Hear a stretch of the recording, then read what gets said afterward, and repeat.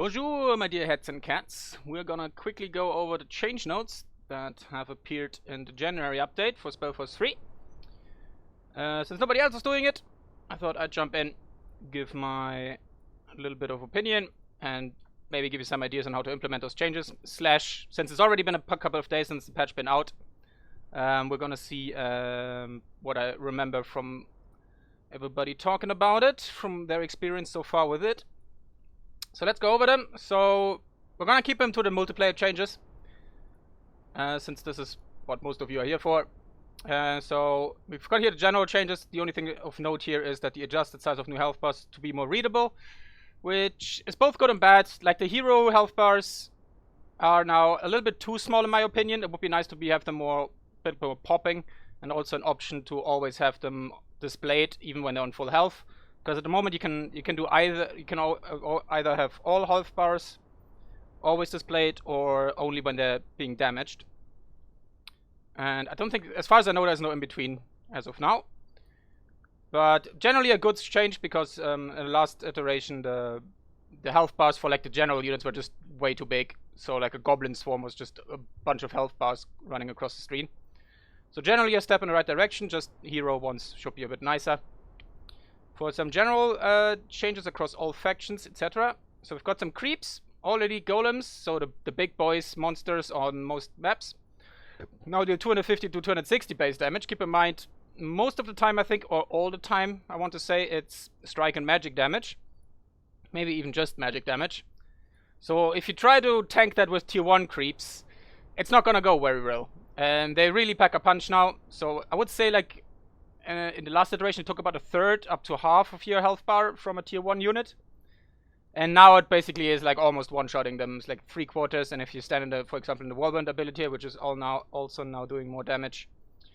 This will also be a little bit tougher to bring down, so you have to be a bit more careful around them. But generally a good change. They were a bit too easy before, and now it's a bigger risk to go for them. You have to micro a little bit if you might go for them early. So generally good change. All factions increase the mining speed by 10% across all factions, so that basically affects all factions except trolls, which tunes down the troll late game a little bit and gives everybody else just a little bit more play in the tier 2, tier 3 department. So that's generally a good change, and it's a nice increment. It's 10%, it's nothing crazy.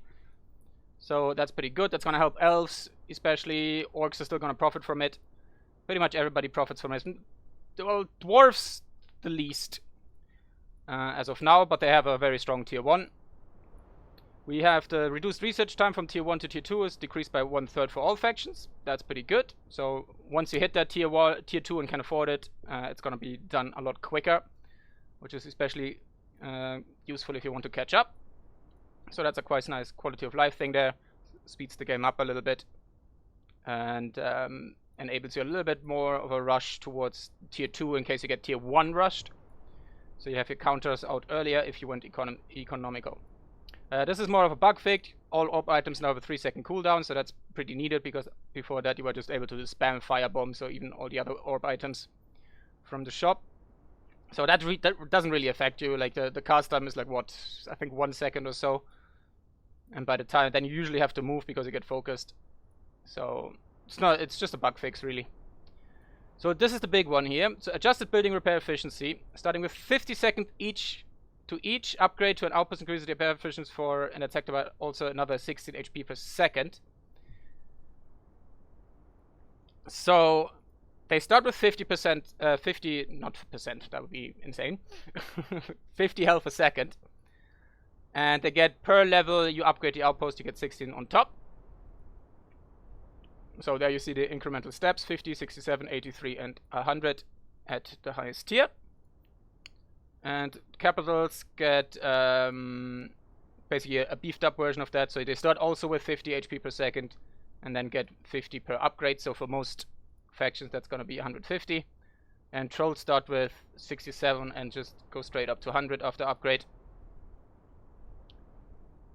And did they actually... It looks like the main building Oh, I actually missed that change the last time I would looked over this. So I guess this means that all capitals are now homogenized. Maybe they were before, but I wasn't quite sure. So you just get more health on them. So the big problem is that we currently have is, so for a couple of factions that's a buff. I think Orcs benefit from it. I want to say, I think they had like 35 per second before the patch, since it was 1% per second. The trouble now you have, though, is I believe for every 100 HP missing, you have to spend 1 resource to repair it. Which for basically all factions means that if you repair an outpost from 0 or like from close to 0 to full, you're gonna spend something like 75 to 100 resources, so it's cheaper to rip it down and build it up again. And also makes aggressive openers a lot better. From what I've heard, this does not affect basically economy buildings, so you can always just repair them for relatively normal cost, since their base HP isn't that high. But for outposts, it's pretty bugged, so you can just drain your enemy's economy by forcing repairs on outposts, which is not very good. That really needs to be tuned down. But it's generally nice that it's more expensive, but it's just way overdone at the moment. So keep an eye out for that. If you're wondering why your economy is currently stagnating while you're repairing and under pressure, that's the reason. So only repair an outpost if you have a very good reason for it, slash your floating resources anyway, until that is fixed. Then we have our, for all the human changes here, the Wolf Guard Commander. Her Celestial Digestion has been changed a little bit. So the Replenishing Strikes used to be a little bit weaker than this. I think it capped at 120 to all in a radius. And it always healed on a radius from level 1 on. But now you only get allied heal on tier 2 and 3, or level 3 and 2 and 3. And as well as then the first is the smaller radius, and then the larger radius comes only in at level 2. But the base heal for herself, I believe, is a little bit higher. As I said, like something about probably like 15 HP on the first level, and I want to say 20. I don't have the exact numbers, but it should be better for herself to heal. But it's not quite as good as keeping the rest of her army alive. This is also like a little bit of a problem adjustment. It's just Ice Shell goes from 20 seconds to 25 seconds because before you could, if you pumped enough into cooldown reduction, you could basically Ice Shell back to back, so your Royal Mage was pretty much unkillable. Arbalest got pretty heavily nerfed. Well, I don't want to say super heavily, but nerfed indeed. So the range upgrade gives you 5 less range. It's still 25 range increase, so that's pretty baller. And the damage upgrade was nerfed by a whopping 10 points. So that's quite noticeable, so especially since there's no price adjustment. It's still going to be worth picking up, don't get me wrong. But the power spike isn't quite as severe. Champions got a little bit of love, 1,200 to 1,300 health. It's not really helping them at the moment. They're just too expensive for what they do, and they need the upgrade to perform in the first place, because otherwise you have a glorified tier 1 unit with not that many resistances. You can buff them with bannermen and medics, so you have to be careful about going too far with the buffs on them, but I think they just need a resistance buff in the first place, maybe against magic, to make them stand out to other tier 3 elites. Since I believe most of the tier 3 frontline elites are at 0 magic resistance. I'm not entirely sure about the Strider, but they just need something to set them apart, especially without the upgrade, because they just whack stuff with a hammer. So it would be kind of nice if they gave them like a base chance on a stun with the hammer, but it's like single target, and then you upgrade it if you want AoE for gobbo clearance, etc, etc. So they have like 2 different roles, and depending on the upgrade, would be nice to have a change of dynamic for them. And this is a bigger one, so the market now is from 10 wood, 13 stone, 10 wood to 13 stone and 5 aria. The command card order is not really big, but the 5 aria is pretty big, because before that you could just invest that 10 wood and 30 stone up front and then just buy aria from all your other resources, so you get your tier 3 units out very quickly. You get all the research done almost immediately after taking up, especially the damage upgrade for your Arbalests, which was very easy to acquire. You were able to Titan Rush very quickly early on. So now you need at least an Aria Distillery, which is pretty reasonable, I think, now. And it's still, the market is still very strong. So it just got tuned down and brought in line a bit. So I would say for the humans, all of them pretty reasonable changes. The champion, it's not going to be enough, I think. Maybe in some very strange situations. But we should see a little bit more diversity. But all in all, it's not too much change here. Apart from the Arbalist nerf and the Titan Rush not being quite as possible anymore. And always keep in mind the general buffs from increased iron resources, so you can swap it to keepers now easier, etc. And you're faster to tech up. Now for the Orcs, they got changed a little bit. I heard a lot of people say they're now unplayable, and I heard a lot of people say they're now even better than before. So the Orc economy, in my opinion, is still very strong. You just have to put a stone cutter in there now, instead of one of your early woodcutters. But a nice change is the Totemic Mic for the Shaman. So instead of only affecting the hero, it now also affects all units around the totem for half the power. Which basically puts it up to like a 5% buff for, I think the first level is armor. Then you get power on level 2 and level 3. Not entirely sure. I think it's like attack speed or something, or movement speed. I'm not entirely sure, but trouble is it does not scale with power, at least as far as I've seen. Or maybe you need just a lot of power to scale it a bit.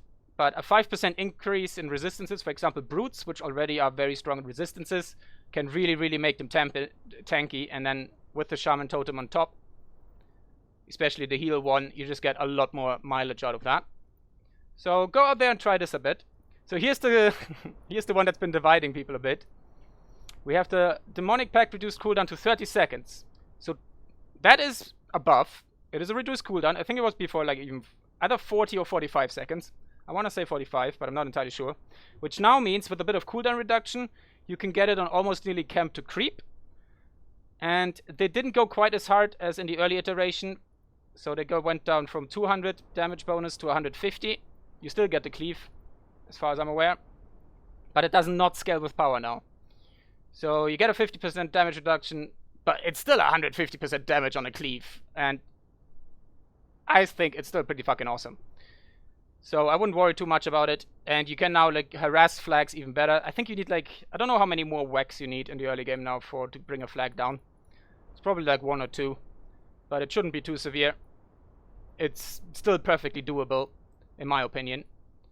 And here's another nice buff for Orcs. So the production time of the capital is now at normal speed, as opposed to half speed, as in for all the other races. Since Orcs can only produce units from the capital and their outposts. So that's pretty nice. That makes spamming goblins early on a lot easier, especially when you don't have that crazy amount of map control. Will help them in 2v2s a little bit. 2v2s for Orcs are still a bit rough, especially on smaller maps, since you just don't have the map sizes for them to actually get the army out. But yeah, that's definitely pretty good. And here's the big ones. So the hunting cabin, stonecutter, and the farm all increased to 7 wood. And the farm even got a 2 stone price tag attached to it. So that really slows you down a little bit, especially with some extra wood harass. I want to say the woodcutter is still 10 wood. So it's all a little bit slowed down, but once you shift the meta a bit and like get a slightly new build order, you're still very powerful. You're just not quite as ridiculously insane as earlier. So now proper wood harass should really hurt the orc more than it even used to, and it was already pretty harsh for them. So that's one of the big reasons people think they're unplayable. I still think they're perfectly fine, especially if you're offensive. And you're also saving some wood on your war pit now. You do need 10 stone for it. But 5 wood and 10 stone for a war pit is pretty nice. But you also need 5 extra wood for every upgrade you research. So basically it's a 10 wood decrease if you want to get something out of your war pit, except for wargs. You can always just build it to get wargs, but if you want hunters or anything, it's basically 10 wood, 10 stone cost after this patch. Plus the obvious additional 15 stone for the upgrade itself, and I think it's food as well. Yeah, it's like 15 stone, 15 food, and 5 wood now. So they're slowed down in that regard a bit, so you really have to think about what you get. and when to get it, and harass will hurt you more. And Orc Hunter damage, the damage nerf isn't too harsh, 10 damage, still perfectly fine, 130 pierce damage at a reasonable attack speed. There's still nothing to scoff at. But the big thing is they can now be countered, or like easier countered by melee units since they do not have 25 strike resistance. So you have to take a lot better care of your Orc Hunters now when they get pressured by tier 1 melee units, or any melee unit to speak of. The Flesh Golem, I think it's back to 75 iron now. It might be 50, I'm not entirely sure what that implies here. Because I think they buffed it to make it cheaper, and now it's back to the old cost. So all in all, it's a little bit different for Orcs. I still think they're perfectly viable. They can still boom and zoom, just flood you in goblins as we've seen on the Team League tournament, which was played on this patch. But I think scouting should be now more prevalent, so you have to see the harassers coming if they go for harass, or if they leave you alone, you can still boom quite heavily. And having to scout your enemy is pretty healthy for the game in general. Now up to the Elves. So the Ranger changes I find a bit weird. So the Hail of Arrow damage only reduced by 10 points, which still makes it a really strong ability. And the Material Sacrifice radius from 100 to 84, and level 2... Yeah, oh wait, the level 1 Material Sacrifice no longer resets the cooldown when you blow it up, so you can't instantly resummon it. And the level 2 of it no longer weakens targets around it. I don't think I necessarily agree with that change. I would have nerfed the Hail of Arrow barrage a lot more, since the Material Sacrifice needs a lot more setup. You can still snipe the wolf. It would reward teching and specking into the wolf and playing around with it. It needs a lot more. You also still have to click it for the explosion, so I think that was a nerf on the wrong end. I'd rather have seen that go down to like 120. Maybe even 110, but that would be a bit of a jackhammer to it. So the left side doesn't have like all the goodies. You had single target and AoE clear, and if you wanted AoE clear, you'd go right side. So now it's like both sides are a mixed bag. They kind of do the same thing, but the right side is just harder to pull off, and it falls heavily off in the late game.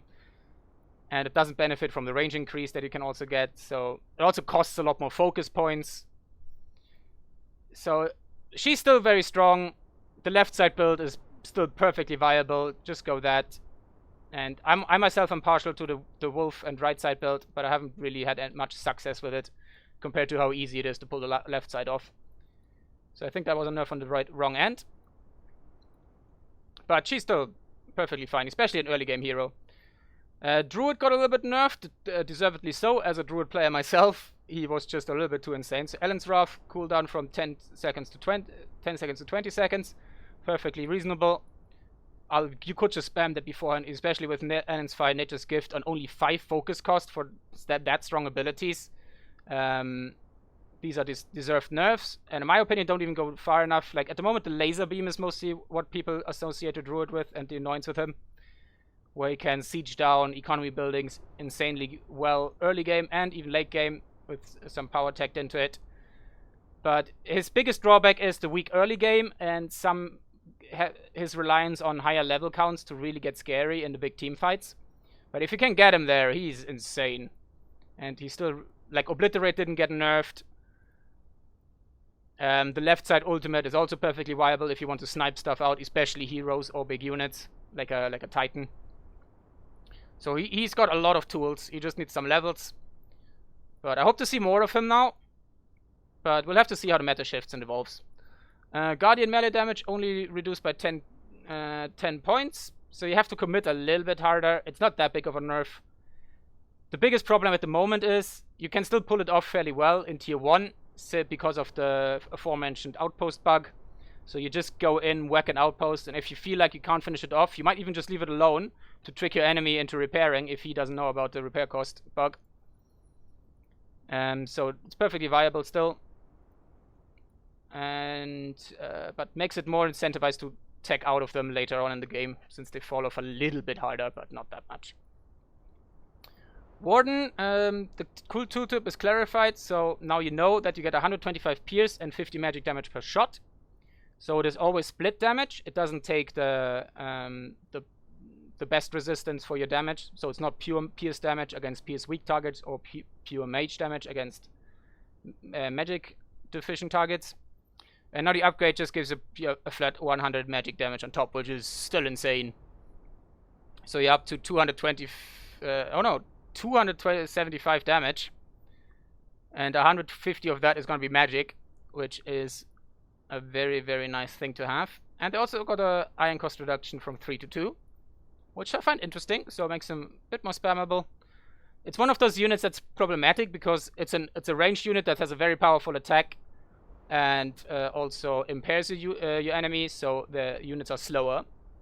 So you can't. They're very good at kiting, and if you try to disengage from them, you will still lose units to the slow. So I think that's the bigger issue. I'd rather see that shifted to different units, so you have to mix and match. So like make the protector slow a bit more stronger for it, or give the wanderer a different buff and get rid of the warden one. So still a very strong unit. The thing that prevents them from being overbearing, while still being ridiculously strong at the moment, is the low attack rate. So if you can get some fast hitters in there, I think they're weak to pierce resistance as well. So in a shootout, they usually lose cost efficient wise. But they're very good at getting you ahead if you get the picks and kite. So not too many changes there. And another thing that nerfs the tier 1 rush is now that the Shrine of Growth level 1, the supply gain has been reduced to 10 from 20. So if you tier 1 rush very heavily with a lot of base Shrine of Growth, you might end up being pop capped, and you now have to tech up to get the supply on the other upgrades, since they got a little bit buffed. So you get 5 extra on the tier 2, so it's still a slight nerf, because it would be 25 if tier 2 before the patch, and now it's gonna be 20, sorry. But the next 2 upgrades give you 10 extra. So building taller is more encouraged now with elves, which is pretty healthy, since it's kind of their shtick to play tall, which I very much enjoy. Yeah, otherwise, don't think the iron buff is, as aforementioned, still nice for them. It makes it troublesome since you are basically encouraged to go tall. You have less sectors, so you have to keep the sectors you have alive. So you have to repair them, so there's a trap there. But basically, we just have to wait until that's fixed. And I hope that will be hot fixed soon, rather than we have to wait for the next proper patch, which would be a bit annoying. So, for the Dark Elves, they got a bit shaken up as well. So Guardian with no soul transformation, which is the teleport ability, got increased from 5 to 10 focus points. So it's gonna drain him a little bit more, so you have to... It's not quite as spammable. It should still be pretty spammable, especially if you invest into deep waters as usual. So you might have to put an extra point in there, which nerfs him in other ways. Infiltrators got slightly buffed by reduced the build time from 18 seconds to 15 seconds, which is quite nice. Basilisk no longer hits air units, apparently. That was a thing, which is quite interesting. And the outpost...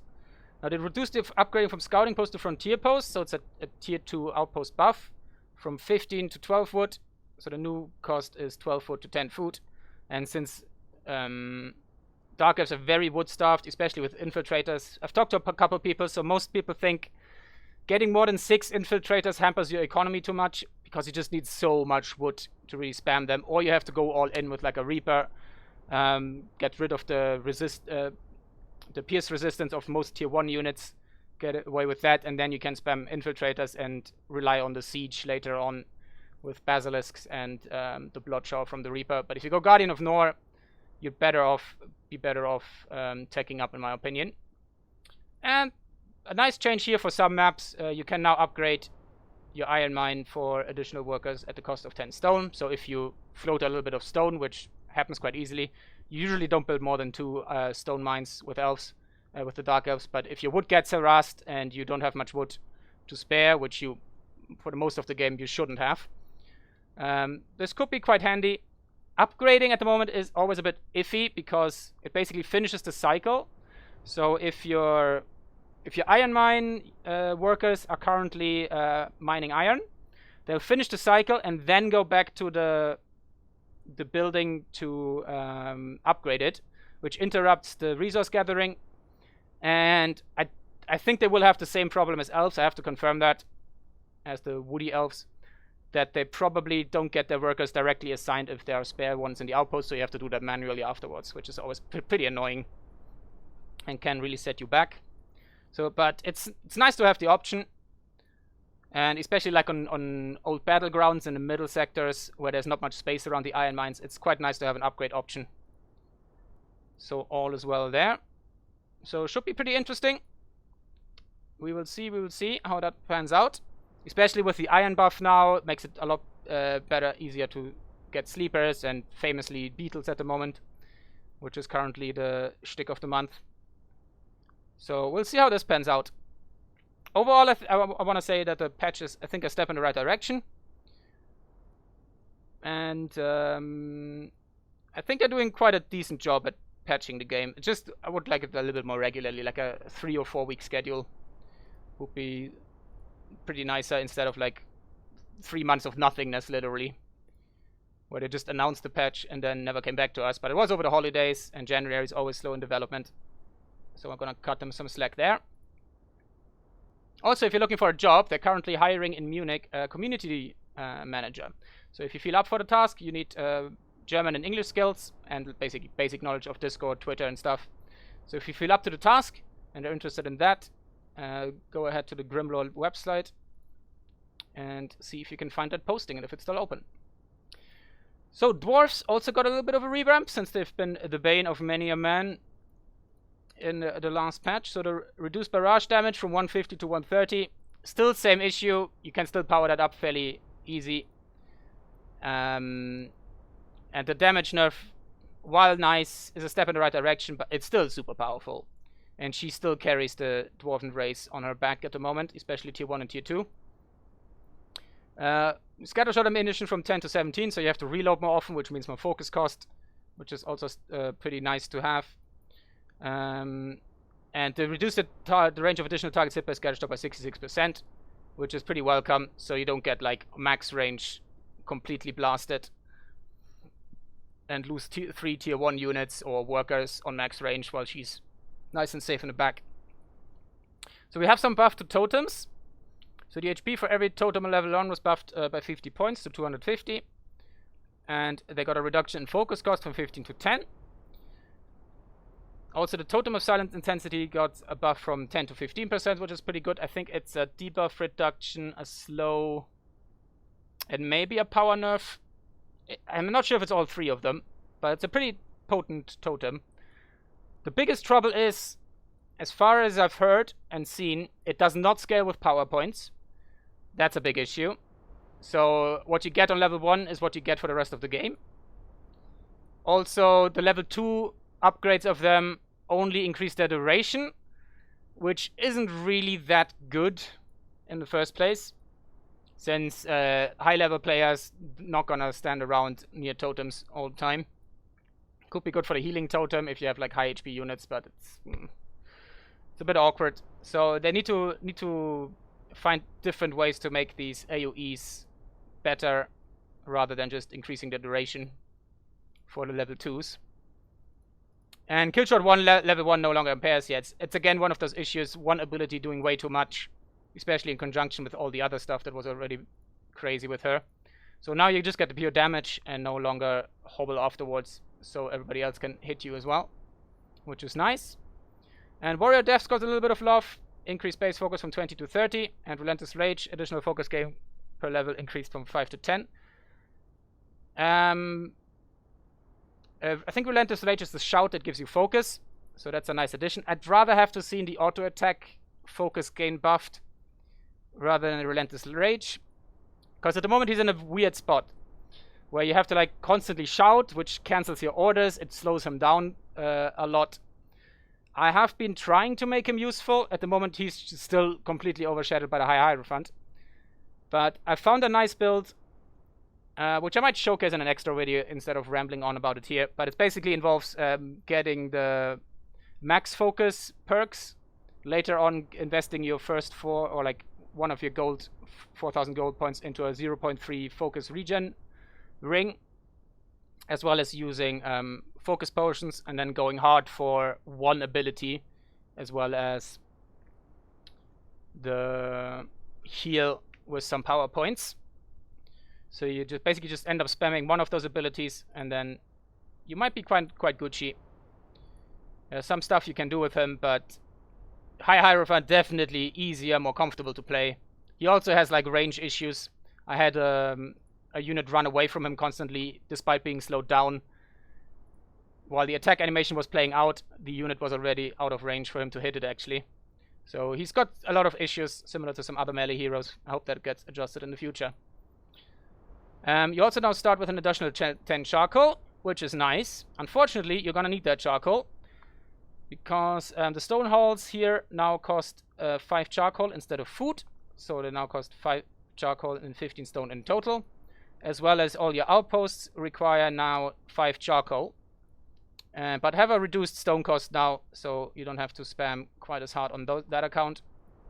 You still need a lot of resources, but the economy is still strong. It's fairly simple. But I've heard a lot of people saying if you lose that if that first charcoal burner gets harassed very early on, it can really hamper you down. So you have to take that into account. So we're gonna see if it plays out, if there's like different openers now, maybe with double charcoal, so it's not as easily harassed. I've also seen stone halls in the main and then going into sentries immediately to have like a bigger power spike in the beginning. So this still has to settle down a little bit, these changes. But Dwarves still strong. And we'll see. Also, the Mole Rider got adjusted to 4 food now, which is very nice. That makes me happy. Get some more scouting out of the way, as well as some other fancy strategies. Yeah, the sentry got their attack range reduced in sharpshooter stance from 300 to 225. They were just insane before. Like, the sentry stance was literally just only good for sniping heroes, but it was very good at that. It literally, like 14 sentries, and you basically one-shot most, especially mage heroes. Even worse if you have no armor equipped. So you either 2 or one-shot them. And combined with the chance to stun on it, it was very hard to get out of it if you were just a little bit late on it.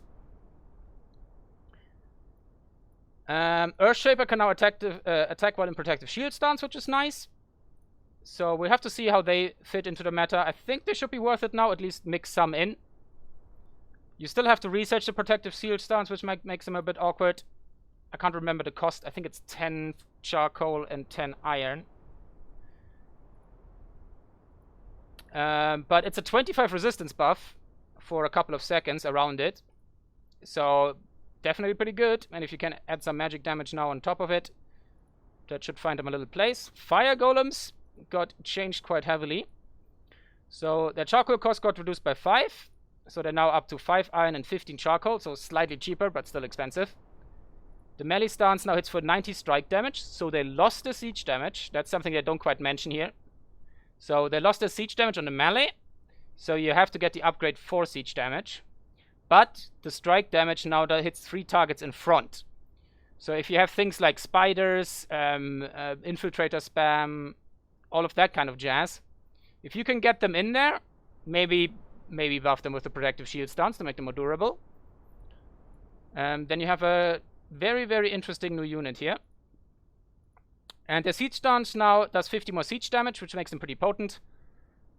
And you just have to micro that a bit.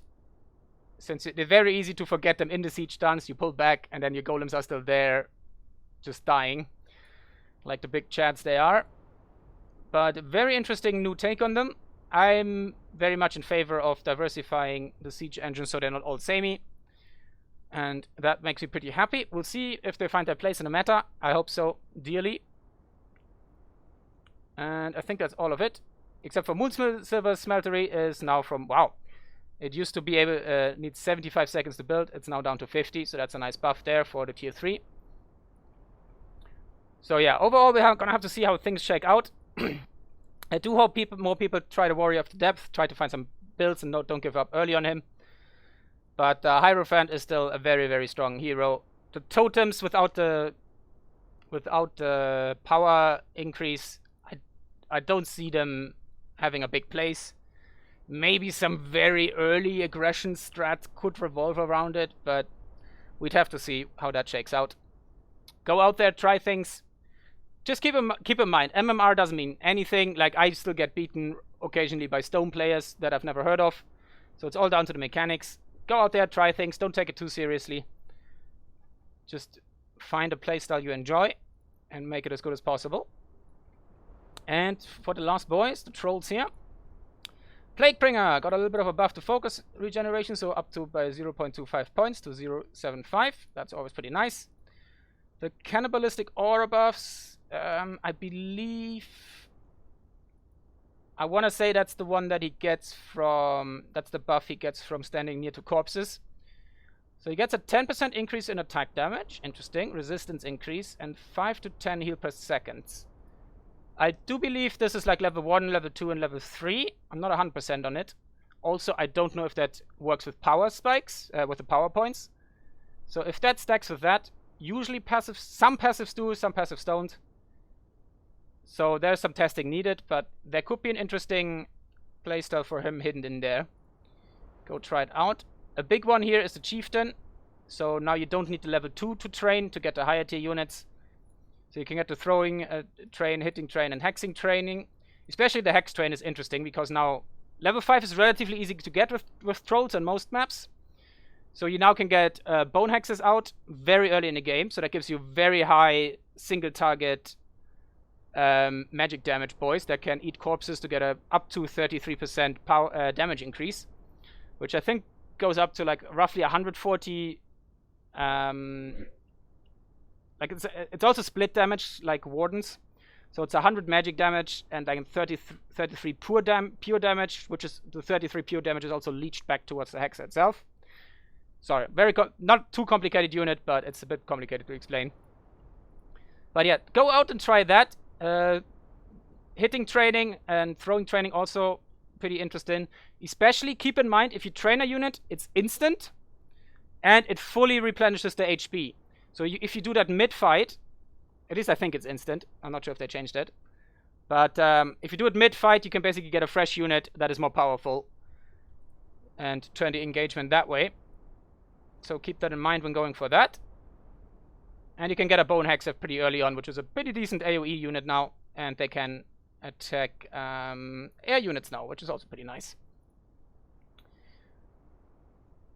Then we have the Smashers, now got a cost reduction from 12 to 10 food. Which is pretty nice because you start with 10 food, so you can immediately get a Smasher out at the start of the game. And just makes their economy a little bit less reliant on food.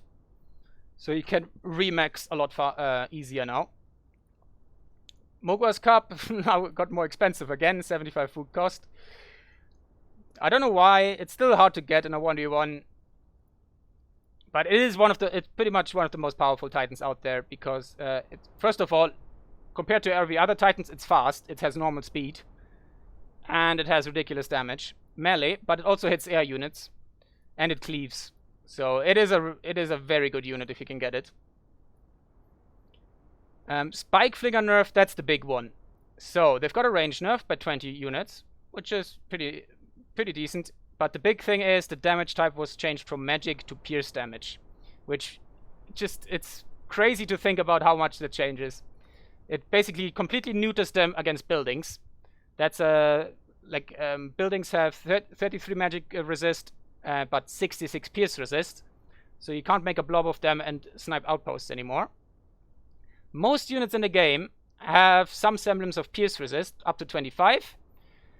And usually most things they came up and were so effective against had a 25 negative magic resistance, like Goblin Scoundrels, other ranged units.